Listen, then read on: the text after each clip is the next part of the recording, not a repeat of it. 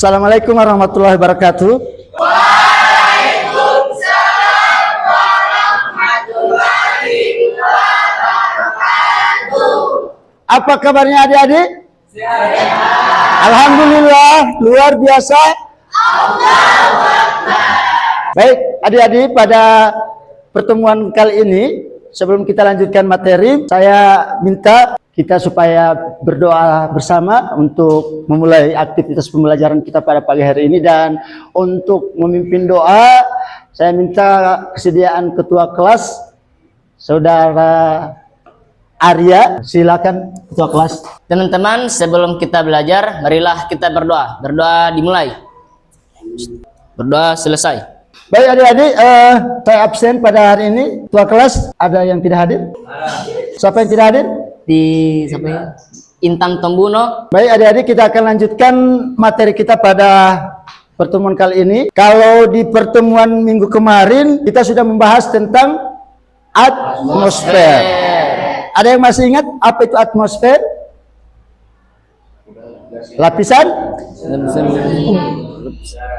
udara. Lapisan udara yang menyelimuti bumi. Itu atmosfer. Pada pertemuan ini kita akan melanjutkan tentang hidrosfer. Sebelum saya sampaikan apa itu hidrosfer, adik-adik perhatikan apa yang saya pegang ini. Apa yang saya pegang? Air. Ini apa? Ini air. Ini air ya? Sama ya? Ya. Bedanya di sini apa? Ini sudah kemasan ya? Ya. Dan ini yang biasa. Tapi kedua-duanya adalah Air. Kira-kira ada yang tahu tidak? Bagaimana kalau di dunia ini tidak ada air? Siapa yang tahu? Mati. Kekeringan. Apalagi? Dehidrasi. Dehidrasi. Yang jelas kalau tanpa air tidak akan ada kehidupan. Benar sekali. Kita kasih aplaus dulu. Siapa? Untuk si saudara Ungo. Tanpa air tak akan ada Kehidupan. Oke, makanya pada pertemuan pagi hari ini kita akan membahas tentang, ini tujuan pembelajaran kita pada pagi hari ini. Nih, murid mampu memahami proses terjadinya hujan atau siklus hidrologi. Siklus hidrologi itu biasa juga kita kenal dengan siklus air. Jadi air ini dari mana, bagaimana prosesnya, kenapa dia bisa ada terus-menerus, itu yang dinamakan dengan siklus. Atas izin Allah. Siklus air, dia tidak pernah putus. Kalau misalnya air ini dipakai terus, pasti akan habis kan? Ya. Karena banyak yang pakai. Ya. Cuma karena dia ada siklusnya, dia berputar terus, berulang terus. Makanya kita akan melihat bagaimana proses dari siklus hidrologi itu sendiri. Untuk itu, kita akan bagi kelompok, adik-adik saya akan bagi kelompok, 4 kelompok. Nanti setelah duduk per kelompok akan ada yang akan dikerjakan. Oke? Ya. Nah, tapi saya lihat ini terlalu tegang. Ya, santai ya. Kita santai dulu ya. Coba berdiri dulu. Ya. Nanti saya akan kasih clue. Clue-nya adalah benar, salah. Maju. Maju. Baik adik-adik, kita akan lanjutkan materi kita. Saya akan bagi kelompok seperti yang saya sampaikan di awal tadi. Untuk itu, silakan berhitung 1 sampai 4. Silakan. 1, 2, 3. Oke, silakan kelompok yang nomor 1 gabung ke kelompok 1. Oke, saya bagi. Ini ada gambar siklusnya, satu kelompok 1. Kemudian buka di HP Google Chrome. Ya, setelah dapat Google Chrome, kemudian masuk ke kamera yang paling di sebelah kanannya. Arahkan ke gambar siklus hidrologi secara melintang. Ya, diarahkan. Ya, begitu. Nanti ditekan, ambil, kasih dekat, lebih bagus. Kemudian tekan ini, tanya tentang gambar, tekan itu. Iya. Peran gagas sekali, turun tidak ini.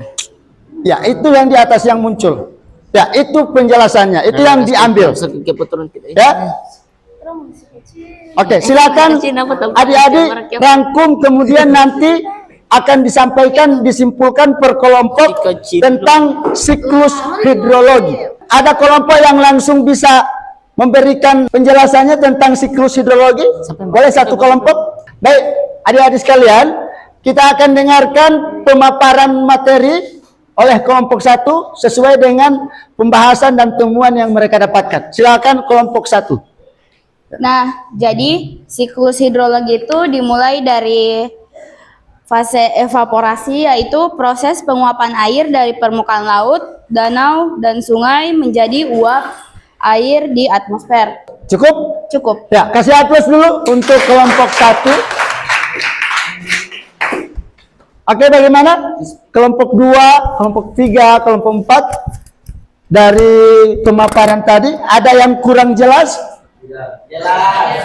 Masa sudah jelas semua? Nanti kalau kurang jelas, kita akan perjelas, saya akan sampaikan lagi. Ya, ada yang kurang jelas? Ini ada berapa ya? Ada 1, 2, 3, 4. Ada 9 proses dari siklus hidrologi itu sendiri. Ya, coba kita lihat ini. Ini ada kurang lebih 9 prosesnya. Ini bagaimana hujan itu bisa sampai di bumi dan keberlangsungan air di bumi. Ini adalah prosesnya.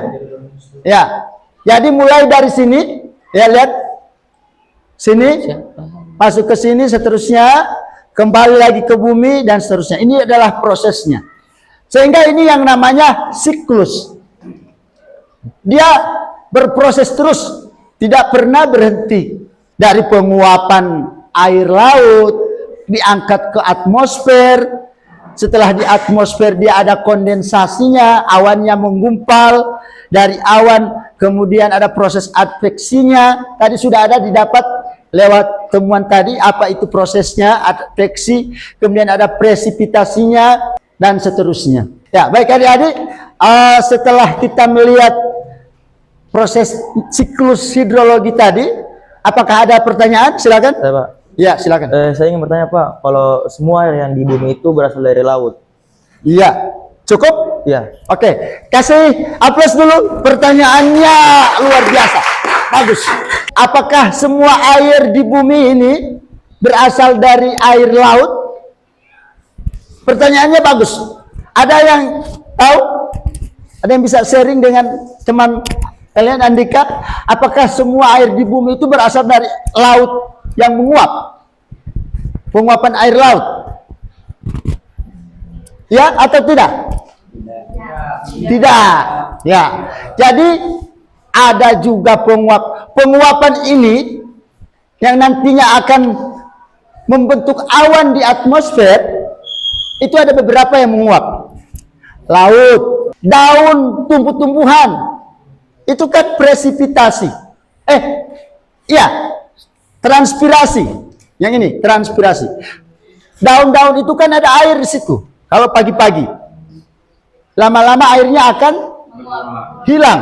So, tidak ada kan? Dia akan menguap. Nah, itu namanya proses transpirasi. Dia menguap kemana? Tetap ke atmosfer. Jadi, kesimpulan pertemuan kita pada hari ini, tanpa air takkan ada kehidupan. Ya, mungkin untuk materi tentang siklus hidrologi kita akhiri sampai situ dan kita beri aplaus untuk kita semua. Sekian, assalamualaikum warahmatullahi wabarakatuh. Waalaikumsalam warahmatullahi wabarakatuh.